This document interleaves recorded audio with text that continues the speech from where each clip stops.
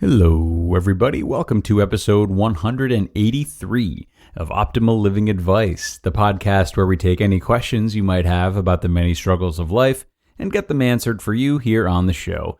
I am your host, Certified Life Coach Greg Audino, reminding you before we begin that if you have a question you would like help with on the show, we welcome you to email it to us at advice@oldpodcast.com.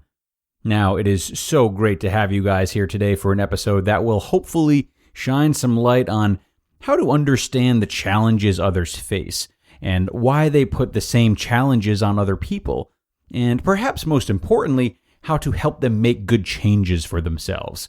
Our asker today can see his friend start to unravel in this way and is looking for some tips on how to help him reframe to provide a better life, not only for himself, but also for his son. So I'm excited for this one. Let's get right into it. I see a friend of mine going down a bad spiral. He grew up in a very bad situation that I had the displeasure of watching as a kid. His parents would never let him be himself. They controlled him all the time, making him do only what they wanted and telling him that if he didn't like it, he could leave and live on the streets. He had some confidence issues, but mostly took it in stride and was a fun friend to be around, quick to fit in with everyone. But he now has a 5-year-old child, and I'm starting to see shades of his parents come out when he says similar things to his son that I remembered his parents saying to him. I'm in a tough spot. I don't want to tell him how to raise his son, but I also don't want to stand by idly watching. Do you have any tips for how to talk to him about this? Or can you help me understand better why he'd be doing this, knowing what it's like to be on the other side of it? Yes, this is a tough spot for sure. It goes without saying that parenting is especially personal and hard to tell others how to do, and you are clearly aware of that. I'm glad you reached out because I do think there's a legitimate concern here based on how you've described really everything about your friend. With that being said, you asked for both tips on how to talk to him as well as how to understand why he's doing this, so let me start by explaining to you what's going on with him so it can at least all make more sense to you, something that will likely make it easier for you to approach him with this should you choose to. So, based on what you have told me in my own estimates, of course I don't know this man, why would he be doing this knowing what it's like to be on the other side of it?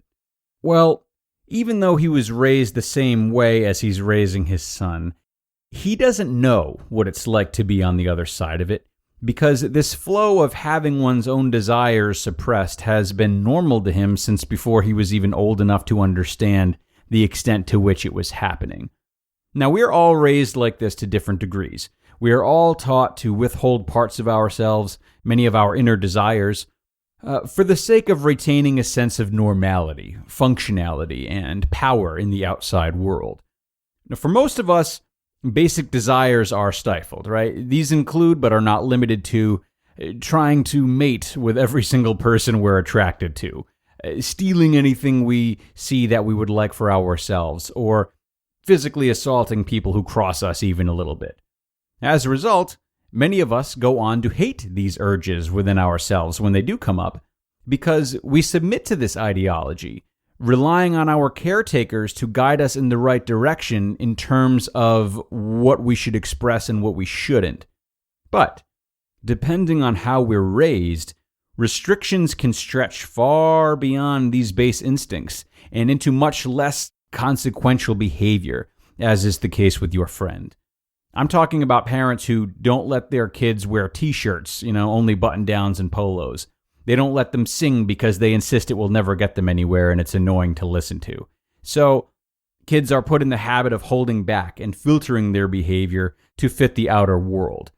This becomes a normal feeling, and again, the desires we have that go against the model laid out by our caretakers that we perceive as love, all of a sudden feel suspicious or unacceptable. I hate to say it, and I don't want to jump to any conclusions, but this aligns perfectly well with your notes about how he was quick to fit in and had low self-confidence.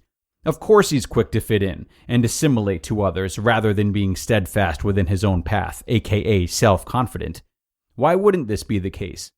The equation he's been tailored to live by due to how he was raised is love equals do what others tell you is right, or else you can leave and be alone and live on the streets, or whatever his parents said. So he's treating his son the same way because this is what he recognizes as parental love. And it's hardwired in him that optimal survival depends on quieting the unique parts of oneself that might not be so popular or are guaranteed success or cooperation within the functioning adult world. Treating his son the same way is a subconscious form of protecting him. I realize that's a lot to take in, and you're probably now feeling even more confused as to how to talk to someone with all of this in mind. Well, so am I. It's not easy. But the good news is, at 5 years old, his child is just now getting to the age where your friend could start to see the repercussions that his actions have on his child, and this could help him to change his ways if it becomes increasingly clear to him that his son is silencing his inner desires and losing his or elements of his creativity. It would be ideal if your friend were to realize this on his own, but you can't depend on that. So if I were you, I might try to talk to his spouse about this if he has one, and you feel that they would be receptive to it. Depending on the relationship you have with them, you can potentially address it in a way similar that you have with me, a way that lets them know that this is coming from a place of concern rather than judgment. And if it's not a spouse, maybe it's another family member of his, a sibling, or another best friend. Now, with that being said, if you know your friend to be someone who responds well to honest concerns or is aware of the damage done unto him by his own parents, then you may be able to be candid with him too. I'll leave that up to you, as it really depends on who your friend is and how well he receives certain suggestions. Parenting advice is a tightrope, though, as we said. So short of talking directly to either of them, I think that conservatively, you could take a heartfelt backdoor route to instill these ideas. That might have been a strange way of wording, but I'll elaborate by using an example. So say your friend tells his son not to waste time with artwork, okay, as it's something that he has deemed impractical and he doesn't think he's good at it or whatever. So you may passively mention to your friend that you think his son's artwork shows a lot of potential, and more so that you can tell how much his son enjoys doing it. You could mention how free he seems when he's working on a project, and how you think it's a great avenue for him to meet other kids and create friendships. And when I say passively, I mean that you can do it casually, all right, rather than as a direct attack or personal engagement. It would be, wow, his work looks great, and it's easy to see how much fun he has when he's drawing. It would not be, why do you discourage him from drawing? He obviously likes it, and you're not helping him by telling him not to do it. You see the difference? By doing it the right way, you're starting to change the narrative for your friend in a healthy way. He starts to hear from an outside source that his son's artwork does have value of some kind, as he's reminded that it makes him happy, and he now sees that it even bodes well with others. So he's now in a better position to put the pieces together himself, rather than, if you scold him and tell him that he's doing something wrong. Whether or not he does put these pieces together will, of course, be up to him, but you can still plant good seeds.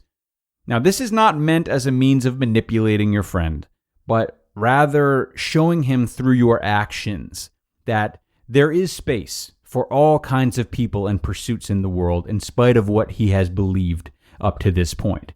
If his goal is to protect his son, then this shows him that it is indeed safe for his son to explore his inner life a little bit more.